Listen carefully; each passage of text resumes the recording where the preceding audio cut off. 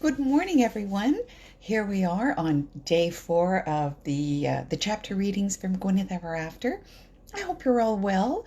We have an absolutely gorgeous sunny day today. Still a little on the cool side, but we're above freezing. And as long as I still need gloves when I take the dog for a walk.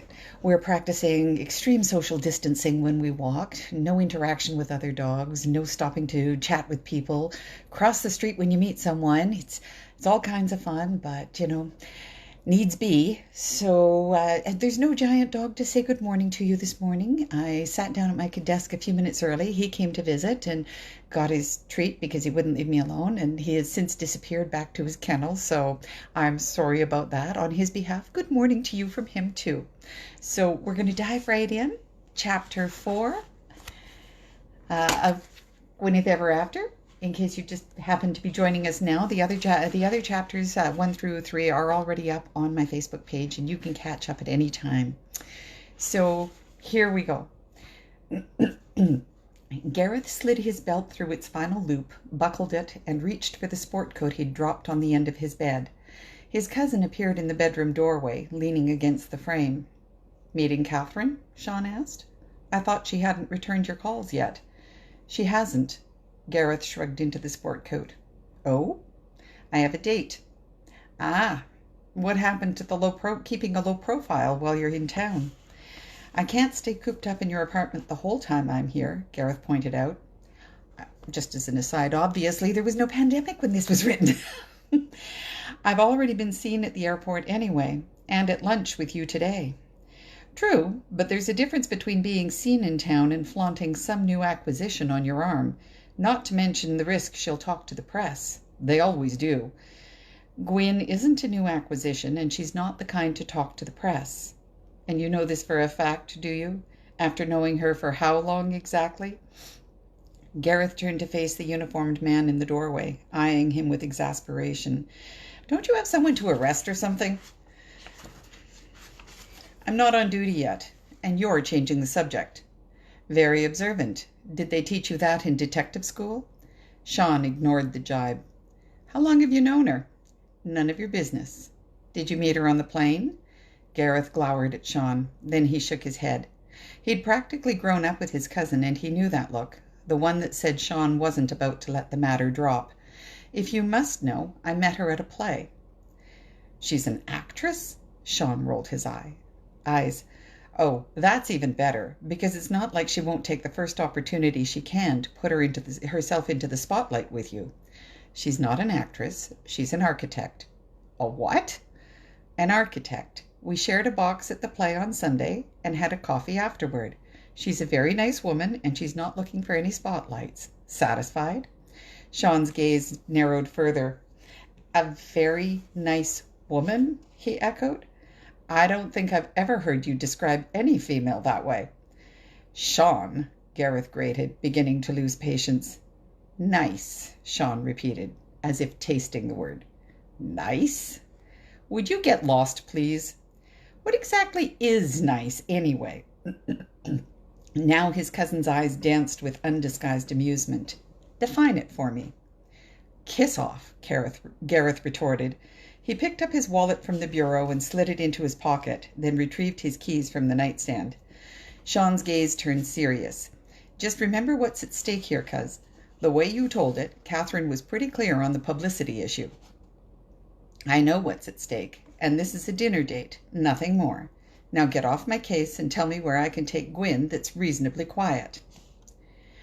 "No way," Kristen said. "Way? Sorry, we're having difficulty this morning. Apparently I need more coffee." "No way," Kirsten said. "Way." Gwyn smoothed lipstick over her lips. She replaced the cap on the tube and dropped it into her purse, then plucked a tissue from the box on the bathroom counter, trying hard to stifle her jangling nerves. From the moment she'd risen this morning, the day's events had seemed consistently beyond her control. Elaine, Kirsten's mum, hadn't been able to drive her over to her disabled vehicle until well after lunch, and then Gwyn had waited almost 2 hours for the auto club tow truck. That put her in rush hour traffic on the return home, made her late to pick up the kids from school, and gave them just enough time to drop school bags at home, grab a snack, and race off to jiu-jitsu. They'd walked back in the door 20 minutes ago, and she'd left the kids at the table with warmed-up spaghetti while she'd raced to get dressed for her date with Gareth.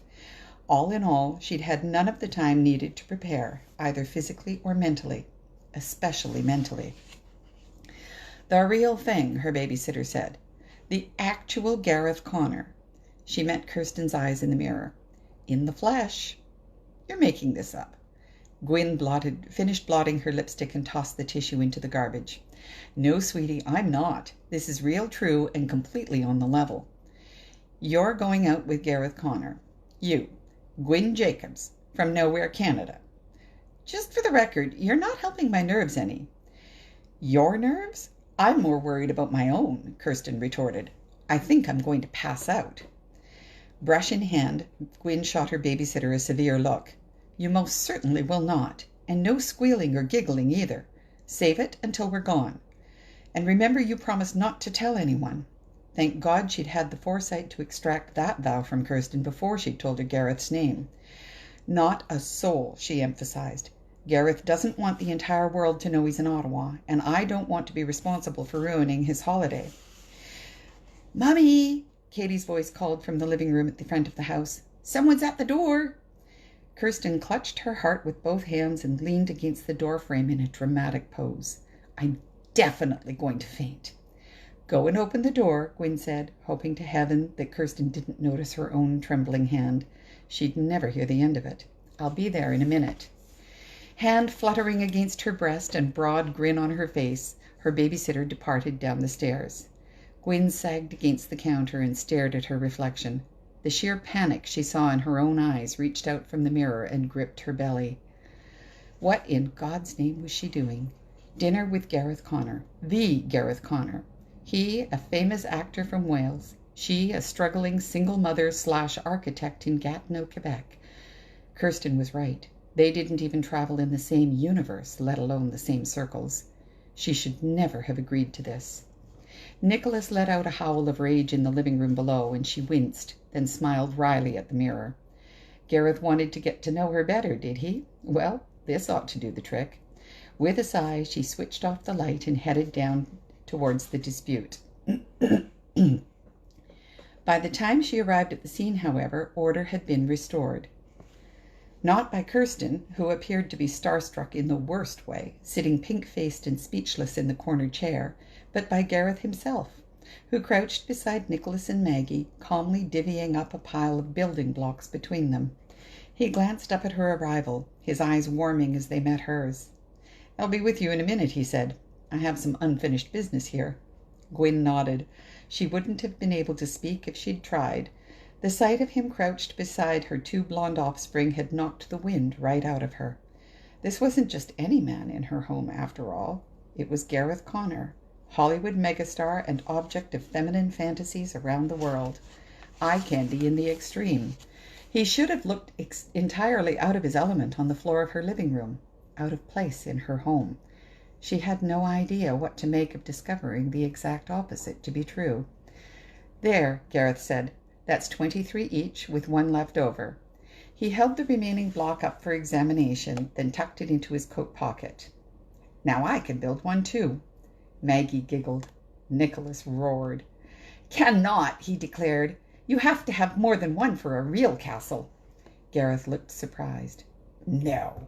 Do I really? Well, how many do I need?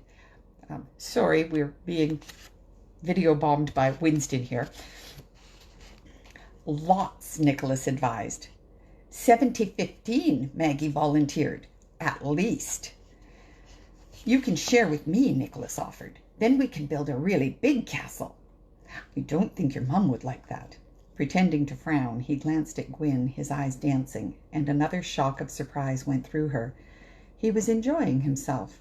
Not just a little, but a lot. "I'm supposed to take her out for supper, remember?" he added, returning his attention to her son. "Oh, yeah," Nicholas nodded. "You'd better do it soon. She gets grumpy if she's hungry." Gareth smothered a laugh. "Does she indeed? Thank you for the advice, Nicholas. I'll make sure I remember that." And now, what do you suppose I should do with this?" He withdrew the block from his pocket. Maggie giggled again, and Gwyn rolled her eyes. Heaven help her, the man appeared to have the same effect no matter what age the female. "Maybe they could build a castle together," a new voice piped up as Katy abandoned her television show and moved in for a closer look. "Instead of sharing with you, Nicholas could share with Maggie. I could help if they want." The latter was delivered in an offhand way, so it wouldn't betray Katy's interest in an activity she considered beneath her. Gareth widened his eyes and looked slowly from Nicholas to Maggie and back again. "Your sister," he advised them in a stage whisper, "is very, very smart, don't you think?" Wide-eyed themselves, the twins nodded. With great care, Gareth reached out and set his block in Katy's hand. "There, when your castle is done, Katy can put on the last block," he said. "And make sure you leave it up for your mum to see when she comes home, all right?" More nods. Gareth braced his hands on his knees and pushed himself upright. He turned to Gwyn. "Now," he announced, "I'm ready." Tongue-in-cheek, Gwyn said, "You're sure about that? If you'd rather stay and build castles." Gareth walked past her to the closet. He took out the same navy wool coat she'd worn to the theatre, helping her slide it over her simple crimson wool dress. "And have you turned grumpy on me?" "I think not." Amid a flurry of hugs and kisses goodnight, Gwyn delivered last-minute bedtime instructions to Kirsten, who still hadn't found her voice, and then the door closed behind them.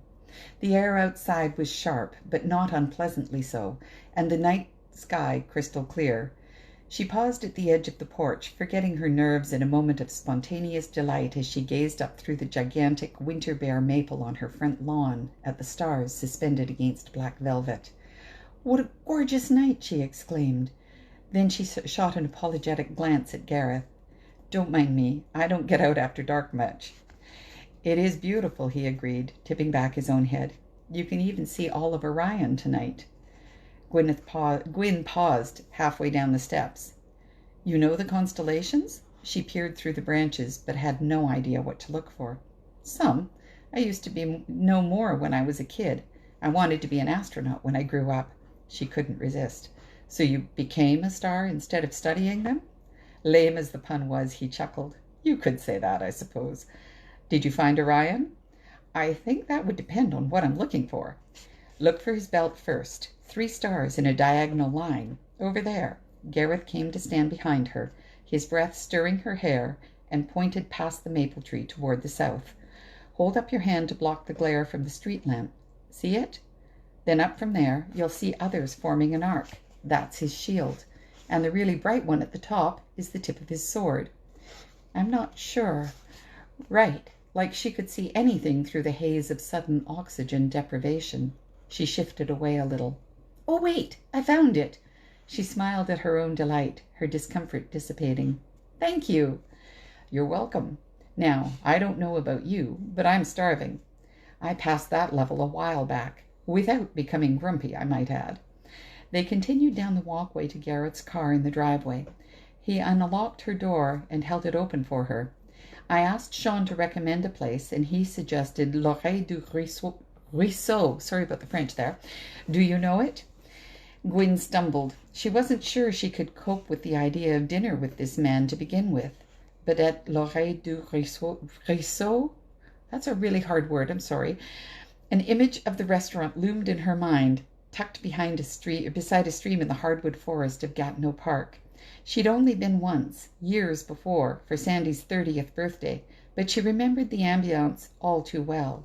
Cozy, casually understated, and way too intimate for a dinner with a man she wasn't likely to see again. Maybe she could suggest something else instead, such as her kid's favorite fast food place. She raised her gaze to Gareth, who waited for her answer. "I do know it," she admitted, "and it's beautiful."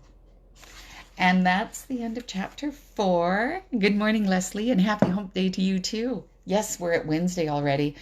Hard to believe. It's really hard to keep track of days as they're sliding by because, I don't know, they're all kind of just running into one another right now. So I hope that all of you watching are healthy and you're staying home if you at all possibly can. Stay safe. Um, Again, weird times we're in, but we're resilient. If we all kind of stick together but apart, we can get through this. And I hope you'll join me again tomorrow morning, same time, probably the same place. Maybe Giant Dog will be with us. Maybe Winston will put in more of an appearance. Who knows? And we'll continue with chapter 5. In the meantime, have a good day and just take care. Okay? Bye.